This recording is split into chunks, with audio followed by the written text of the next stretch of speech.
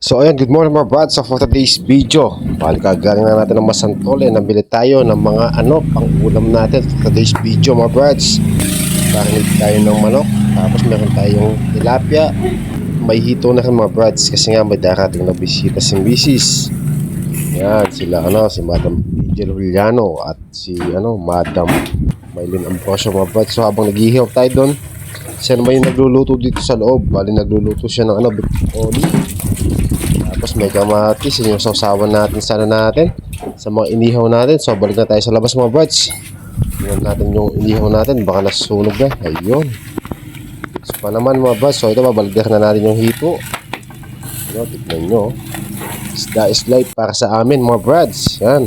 Walang sawang Hindi nakakasawa kasi yung isda mga brads kahit araw-araw ulamin. Kasi masarap yung isda mga brads. Yan, nabubulol ako.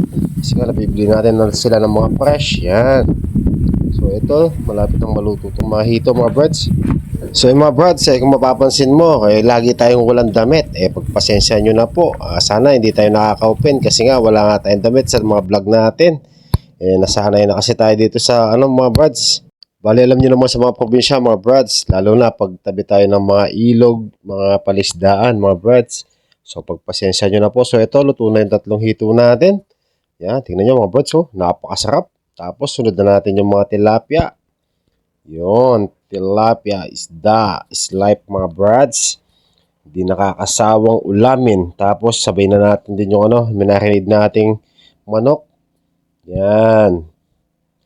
Kasi nga, si Mrs. nagkasakit nung anniversary namin. Yung anniversary kasi namin mga brads, bali birthday din niya.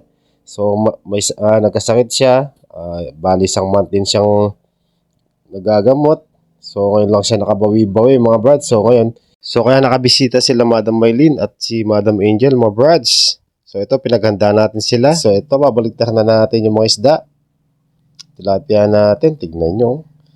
Napaka-usok lang mga brads. Kahit mausok, ayos lang. Yan. Tignan nyo, baligtaran na natin din yung mga manok. Napakasarap ng amoy niyan mga brads. Yung amoy niya talagang maano mo yung lasa ng mga niluluto mo sa usok. Tingnan nyo. So mga brads, bali sa part na to, malapit na maluto yung dalawang tilapia natin mga brads. So ito, tatanggalin na natin. So mga manok na lang yung iniihaw natin mga brads. Yung tatlo medyo malapit na rin maluto. Tapos na natin yung dalawa. Tingnan nyo, sobrang usok mga brads. Bali yan po yung bahay namin. Magkalapit lang po yung bahay ng biyanan, tsaka yung sa amin mga brads. Nakapaikot nga tayo ng palaisdaan, tsaka yung ilog. So ito, babaliktad na natin mga brads. Yan, tingnan nyo.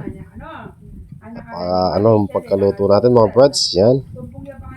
Napakasarap. Siguradong marami na naman yung makakain natin dito mga brads. Sure na sure yan. Masisira yung diet natin dito. Tingnan nyo, konting kembot na lang yan mga brads.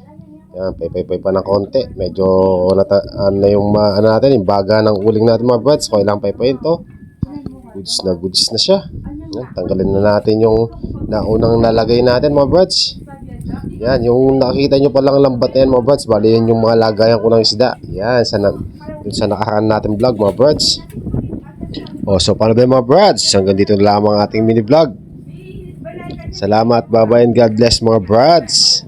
Uy, luto na yung natin. Inihaw na manok. So, follow for more video mga brads. Bye-bye. Kain na po tayo mga brads. Bayo kami di pag batira. Ay misang bakal ha. Ayaw man. Ako.